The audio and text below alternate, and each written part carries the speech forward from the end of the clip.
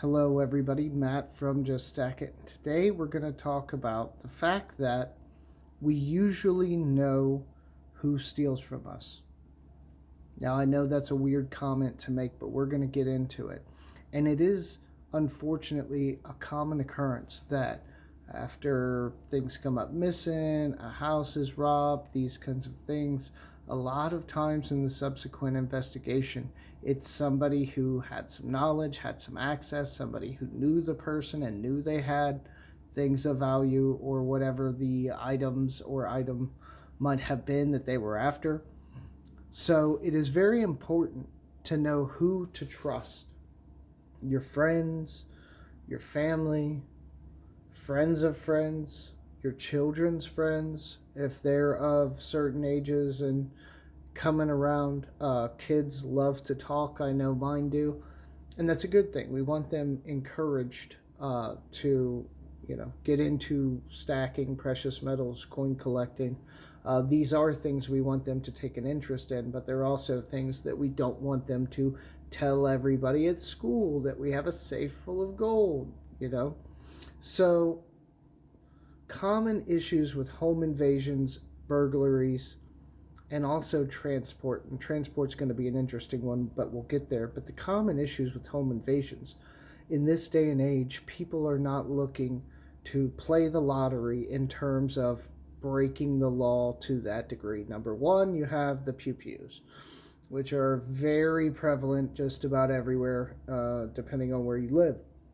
Also, they don't want to take a chance to break into a house and find nothing. So usually if somebody's coming for something, they have some idea that there's something there in the first place that they're after, and they have some idea that it's supposed to be an easy target. Nobody wants to work hard.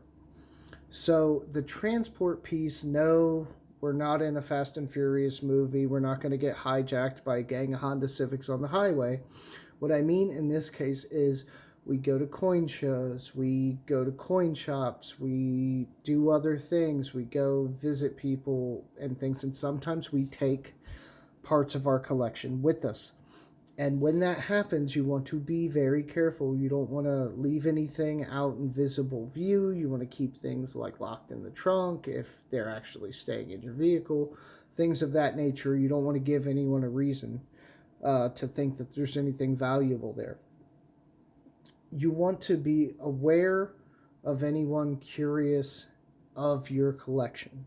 Now, interest is fine, and we love to talk about these things, but if anyone's taken too much of an interest or seems a little odd all of the sudden, keep that mental note. You can still interact with that person. Be careful what you share, but it's very important not to forget about that. Should something happen, that may be somewhere you want to investigate and see if that might have had something to do with it. A lot of times people just say things to other people and they may not have any harm in their mind. They're just having a conversation, but they may have said the wrong thing to the wrong person who doesn't have those morals. So those things happen as well. So keep your information close, keep your circle tight. Now, you want to be aware of contractors and anyone that has access to your home. Sometimes your gas meters in like a basement or actually inside the house. And they'll have to have someone come in. If he has to walk past a safe that's open and he sees a bunch of shiny in it, that's information he didn't need to know, right? So keep protected, keep a safety deposit box, keep things in multiple locations. If somebody does take something, you don't want them to have access to your whole stack. Get a security system. I know they cost money, and some people have their reservations about the information that you're giving out, but it can be a large deterrent. Inventory all your items with pictures, not only for insurance if you're going that route, but if you're filing a police report, you have to prove that you have these things. And if your bars have serial numbers, then that's a one and done because you have an individual bar you can track down. In closing, just be smart and minimize risk. Don't live in fear, but don't be stupid either. All right, I'll see you guys in the next video. Thanks for watching.